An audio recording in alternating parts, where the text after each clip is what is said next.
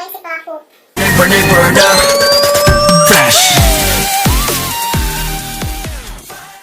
Annyeonghaseyo Cikuda, selamat datang di Nurhai Channel. Apa kabar semua? Semoga baik-baik saja ya, amin. Jadi pada video kali ini Nur akan mengupas sebuah kisah nyata yang terjadi di negara opa-opa, negara Korea Selatan, yang dimana kisah nyata ini adalah kisah yang benar-benar menggemparkan dunia. Apa sih kisah nyatanya? Jadi kisah nyatanya adalah kisah pembunuhan berantai yang terjadi di daerah Hwaesong, Provinsi Gyeonggi.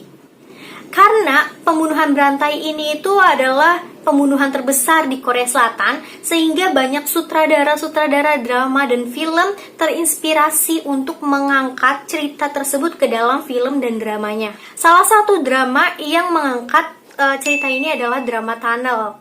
Drama Tunnel adalah drama sekitar tahun 2017-an yang diperankan oleh Choi Jin Hyuk. Kalian tahu Choi Jin Hyuk kan? Dia itu adalah aktor yang pernah memainkan The Hears dan sekarang dia sedang memainkan drama Rugal. Jadi sebelum kita memasuki cerita mengenai si drama Tunnelnya itu, apakah sesuai dengan si kisah nyatanya pembunuhan berantai Hwaesong ini, Nur akan menjelaskan atau memberitahukan beberapa korban-korban yang telah dibunuh di dalam pembunuhan berantai Hwaesong. Jadi pembunuhan pertama yang dilakukan oleh pemberantai Hwaesong yang pelakunya adalah Park Lee. Dia adalah pelaku dalam pemberantaian Hwaesong ini.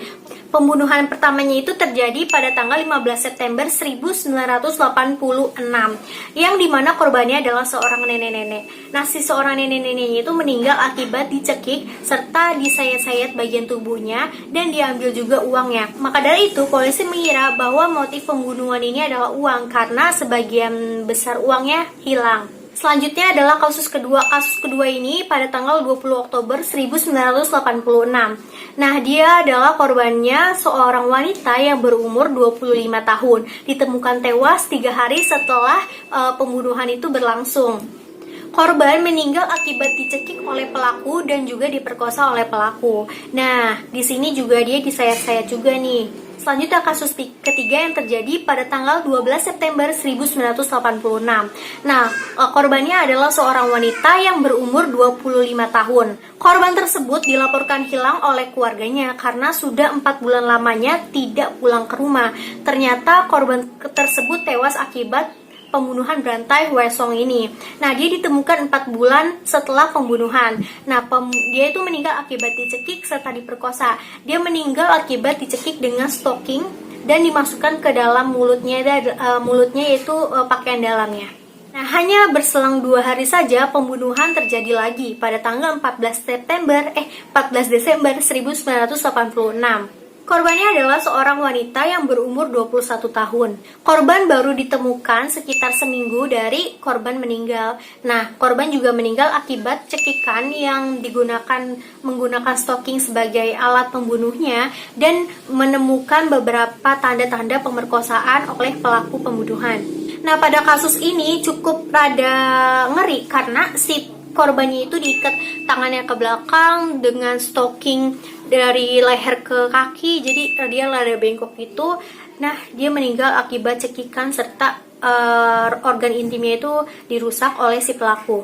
Selanjutnya pada tahun 1987, yaitu pada tanggal 10 Januari. Nah, di sini korbannya adalah seorang siswi. Seorang siswi yang berumur 18 tahun, tewas akibat pemerkosaan dan juga akibat cekikan yang dilakukan oleh pelaku. Dia juga mencekiknya dengan stocking dan dia menyumpal mulutnya itu dengan kaos kakinya. Nah, dalam kasus kelima ini, polisi dapat mengidentifikasi pelakunya dengan menemukan golongan darah yang menempel di tubuh korban. Nah, polisi juga telah memutuskan bahwa pembunuhan yang terjadi selama ini adalah pembunuhan berantai yang dilakukan oleh satu pelaku yang sama.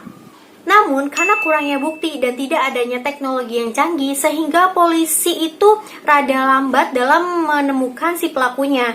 Dia itu menghambat penyelidikan terhadap pelaku karena teknologi yang kurang.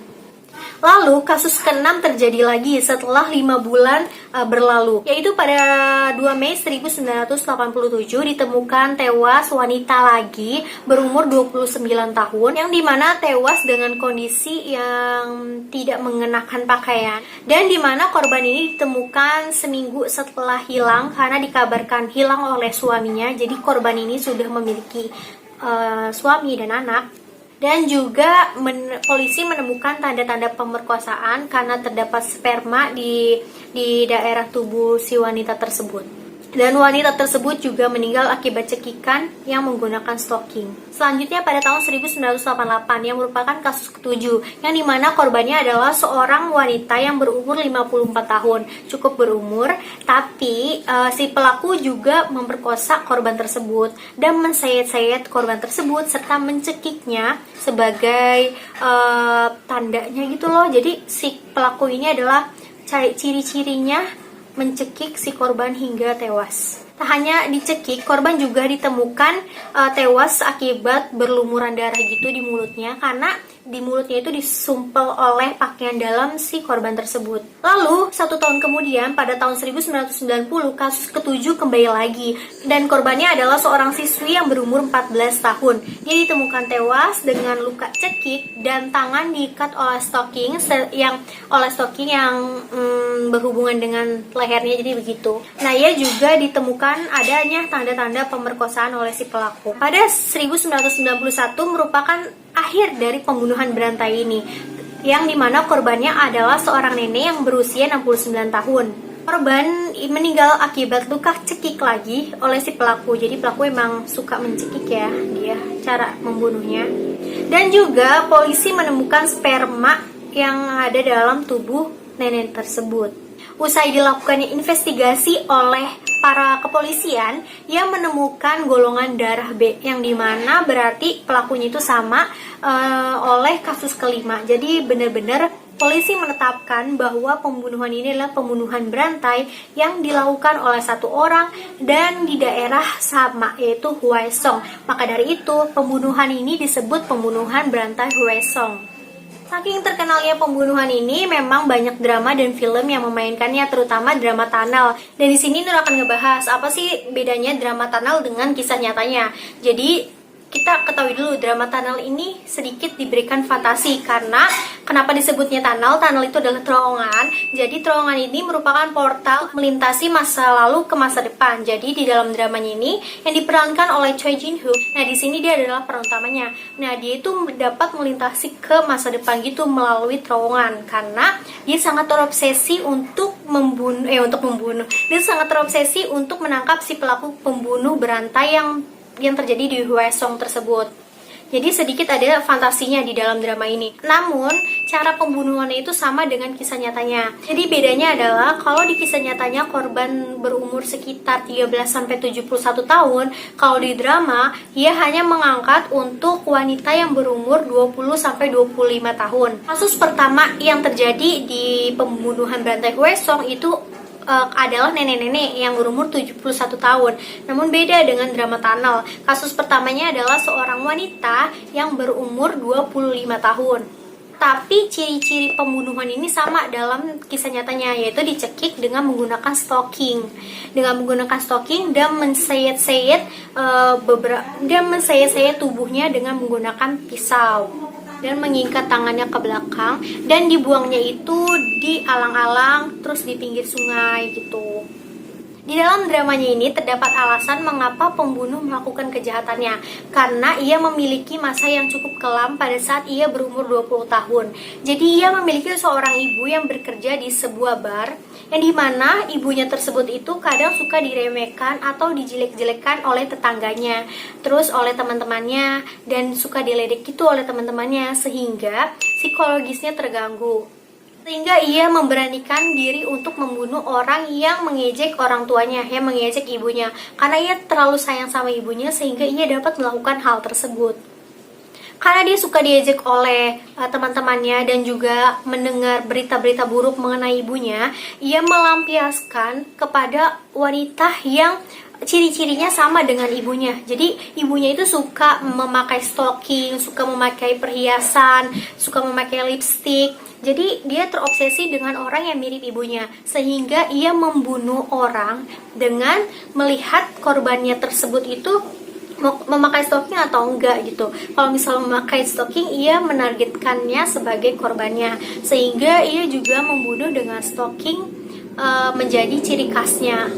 Mengetahui memang pembunuhan berantai Hwasong ini tidak terpecahkan selama 30 tahun lamanya. Nah, sama nih dalam drama tunnel ini. Maka dari itu, si Choi Jin Hyuknya itu dia melompat ke masa depan. Karena dia sangat penasaran oleh siapa sih pembunuhnya ini. Sampai-sampai 30 tahun lamanya itu benar-benar nggak terselesaikan. Sehingga ia penasaran dan akhirnya ditakdirkan untuk menemukan pembunuhnya di masa depan. Dan ternyata pembunuhnya itu adalah orang yang gak disangka-sangka. Orang yang bener-bener, wah ternyata dia loh pembunuh berantai selama ini. Orang yang bener-bener seharusnya bukan pembunuh, tapi pembunuh gitu kan. Pokoknya adalah pembunuhnya, kalian tonton aja nanti dramanya. Jadi spoiler dong ntar gitu. Dan juga kita ketahui bahwa pembunuh berantai Hwasong ini telah dipenjara, namun bukan akibat dari kasus pembunuhan berantai Hwasong ini, tapi oleh kasus lain. Karena menurut artikel, di dalam banyak artikel yang mengatakan bahwa si Pak Lee ini dia itu terbebas dari kasus pembunuhan berantai Hwasong ini karena sudah kadaluarsa hukumnya, karena udah 30 tahun lamanya kan, udah lewat lama, jadi kasus tersebut kadaluarsa. Jadi pada tahun 2019-an dia mengakui bahwa ia adalah pelaku dari pembunuhan berantai Hwasong gitu. Kalau di kisah nyatanya Nur nggak tahu alasan kenapa si Pak Lee ini tuh ngebunuh orang-orang yang nggak bersalah. Kalau di dramanya kan emang udah tadi Nur jelasin alasannya seperti itu. Cukup itu sih kalau alasan dalam drama cukup menarik dan cukup relevan dengan apa yang dia lakukan, apa yang dia aksikan dalam pembunuhannya. Nah, sekian dari cerita Nur kali ini. Panjang lebar banget ya, tapi kalau menurut Nur seru. Dan kalian yang penasaran gimana cara si pembunuh berantai Hwasong ini melakukan aksinya, kalian bisa nonton drama Tunnel, drama Signal, terus film Memories of Murder kalau nggak salah, di Murder. Kalian bisa nonton film itu. Mohon maaf jika ada salah kata dan informasi. Nur juga dapat melalui beberapa artikel Nur satukan dan Nur berikan kepada kalian. Kalau kalian suka, kalian bisa like, kalian bisa komen, dan kalian bisa subscribe. Thank you for watching. Semoga kalian selalu baik-baik saja dalam kondisi saat ini. Jangan cepat bosan dan jangan cepat stres ya teman-teman. Annyeonghaseyo 친구들, 고마워요, 감사합니다, 이따 봐요.